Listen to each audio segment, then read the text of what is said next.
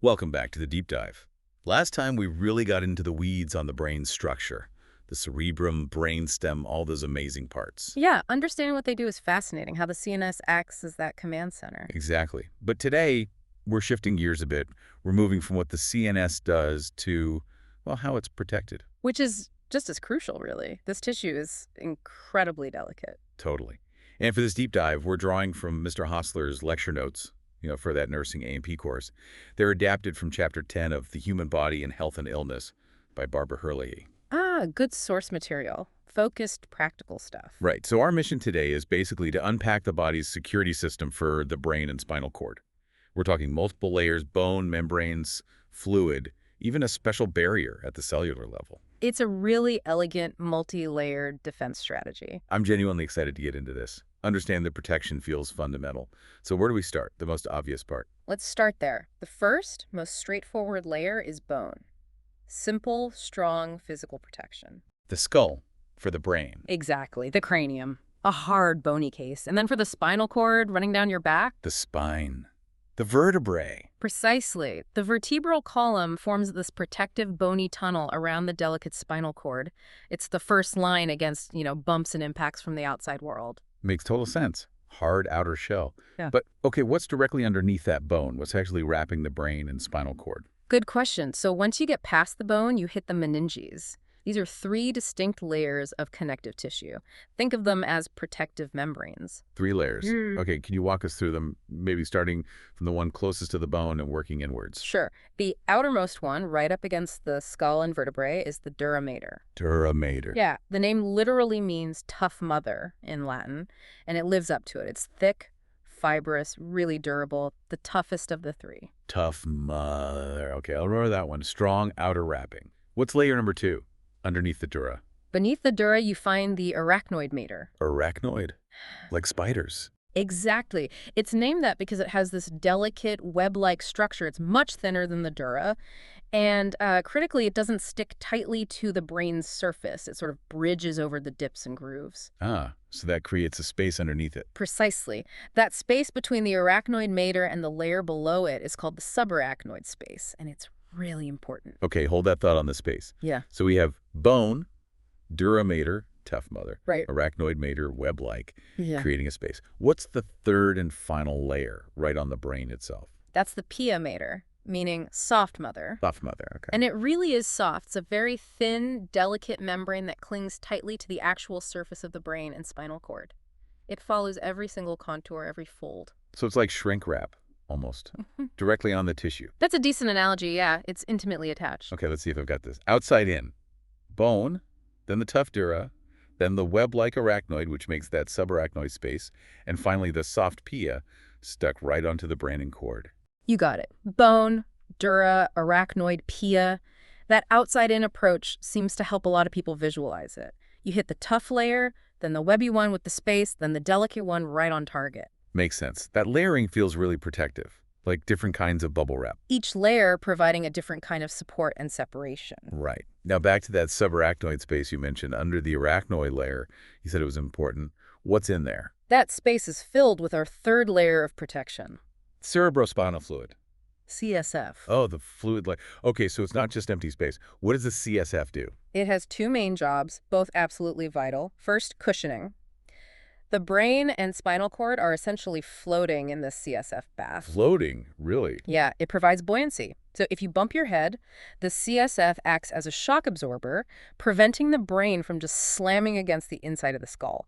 It dampens the force. Like a natural waterbed for the brain. Okay, cushioning, that makes sense. What's the second job? Circulation support.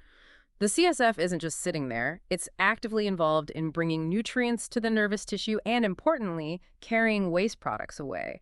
It helps maintain the right chemical environment. Wow, so it's a cushion and part of the plumbing, doing delivery and waste removal. Mm-hmm. Where does this stuff come from? Is it just there? No, it's constantly being made. It's produced primarily inside the brain, within these cavities called ventricles. Ventricles, okay. Inside the ventricles, specifically the lateral third and fourth ones, there are specialized capillary networks called the choroid plexus. Think of them as CSF factories, filtering blood plasma to create this specific fluid. So it's made inside the brain's cavities. Yeah. How does it get out into that subarachnoid space to do its job? It follows a specific path. From the ventricles where it's made, it flows through connecting channels, then down into the central canal, which is a tiny channel running down the middle of the spinal cord. And from there, it escapes into the subarachnoid space, circulating all around the outside of the brain and the spinal cord, filling that space between the arachnoid and pia mater. So it's produced, flows through the system, bathes the CNS. What happens then? Does it just build up? No, it can't build up. It has to be removed at the same rate it's produced. It gets reabsorbed back into the bloodstream. How? Through these structures called arachnoid villi. They're like little extensions of the arachnoid mater that poke up into the large veins located within the dura mater, the venous sinuses. Ah, so they drain the CSF back into the blood? Exactly. They act like one-way valves, letting CSF out into the venous blood, but stopping blood from getting back into the CSF space. This whole cycle, production, circulation, reabsorption, has to be perfectly balanced. Why is that balance so critical? What happens if it gets thrown off? Well, this is where things can go wrong clinically. If something blocks the flow, or if those arachnoid villi aren't reabsorbing properly, or even if too much CSF is produced. The fluid starts to accumulate. Right. And since the skull is a rigid box, that extra fluid has nowhere to go. It increases the pressure inside the head, what we call intracranial pressure. And that pressure pushes on the brain. Exactly. That condition is known as hydrocephalus, sometimes called water on the brain.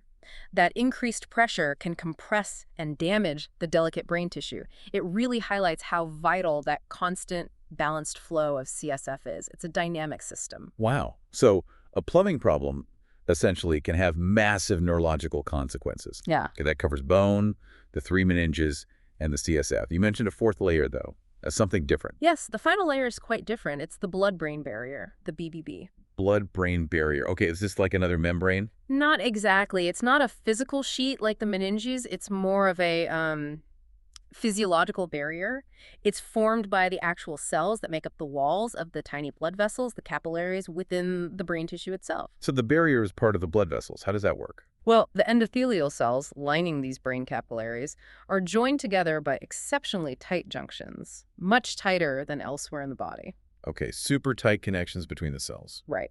This basically prevents most things from just leaking out of the blood between the cells and into the brain fluid.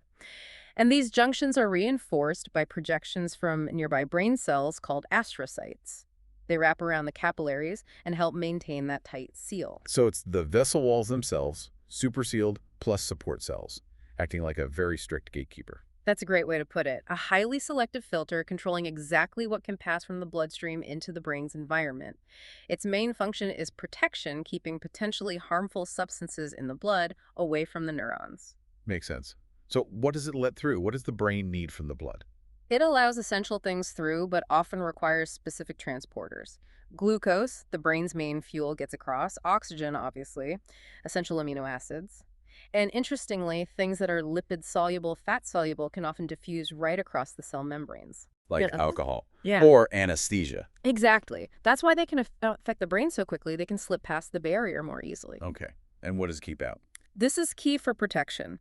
It blocks most water-soluble molecules, many toxins, circulating pathogens like bacteria and viruses, and large molecules that could disrupt brain function or cause inflammation. So it's amazing for keeping the brain safe from infections or bad stuff in the blood, but I can already see a potential problem here. You're thinking clinically. Yeah. If it's so good at keeping things out, what about getting medicines in? Ah, you've hit on the major challenge of the BBB. It's incredibly effective protection, but it's a huge hurdle for treating brain disorders. Like if you have a brain infection, Yeah. meningitis or something. Precisely. Many antibiotics are water-soluble or too large to cross the BBB easily. So you might have an effective drug, but you can't get enough of it into the brain tissue where the infection actually is. So the brain's own defense mechanism hinders its treatment. That's frustrating. It is. It's a major focus of research, finding ways to temporarily open the barrier or design drugs that can sneak across, maybe by mimicking substances the brain normally lets in. It's a constant battle between protection and access for treatment. What a paradox. Okay, let's quickly run through those layers again just to lock it in. Sounds good. Layer 1, the outer physical shield. Moan, skull and vertebrae. Layer 2, the membranes just underneath. The meninges. Dura mater, tough. Arachnoid mater, web-like, makes the space. And pia mater, soft, stuck to the brain. Layer 3, filling that subarachnoid space. Cerebrospinal fluid, CSF. cushioning and circulation. And layer 4, the microscopic gatekeeper at the blood vessel. The blood-brain barrier, or BBB, selectively filtering what gets from blood to brain. Perfect. 4 distinct layers, each contributing in a different way: physical, structural, fluid, chemical, to protect that irreplaceable nervous tissue. Which needs all the help it can get, given it doesn't repair easily. Exactly right. Okay. Thinking about how these all work together, especially the CSF dynamics, let's try a clinical thought experiment. Imagine someone hits their head, maybe takes a tumble. The initial check shows no skull fracture. Seems okay. Hi. But then, maybe a day later, they become unconscious. Scans show a dangerous rise in pressure inside their skull. No broken bone, but high pressure. Which protective layer or system is most likely the point of failure here? Okay. No skull fractures, so the bony layer held up externally. Right. The problem seems internal. And the symptom is increased intracranial pressure, which immediately makes me think about the fluid balance we discussed. It's the CSF system. That's the prime suspect. If the CSF can't circulate properly, or more likely after trauma, if those arachnoid villi get damaged or blocked and can't reabsorb the fluid back into the blood effectively. The CSF backs up, pressure builds, and boom, you get compression of the brain, even without the skull being breached. Exactly. It shows that a failure within the protective system, a failure of regulation, can be just as dangerous as external force breaking through. The internal dynamics are critical. That's a fantastic illustration. Wow. Well, this has been a really insightful look at how the CNS stays safe. It's just incredible, the layers of engineering involved. It really is. Gives you a whole new respect for the system. Definitely. Thanks, everyone, for joining us on this deep dive into CNS protection. Glad to be here. Next time, sticking with Mr. Hostler's notes, we'll start looking outwards towards the peripheral nervous system. We'll get into how nerves are organized, reflex arcs, those super-fast reactions, and the cranial nerves. Moving from the central control to the wiring that connects it all. Should be interesting. It should. But before we go, here's something to ponder, tying back to that pressure issue. How does the fact that a simple fluid dynamics problem, a blockage in CSF drainage, can cause such severe neurological damage inside the rigid skull? Tell us about the importance of equilibrium, not just in the brain, but maybe in other complex systems in the body. That delicate balance needed within a confined space. It's a powerful lesson in homeostasis, absolutely. Food for thought. Keep exploring, keep asking questions. We'll catch you on the next Deep Dive.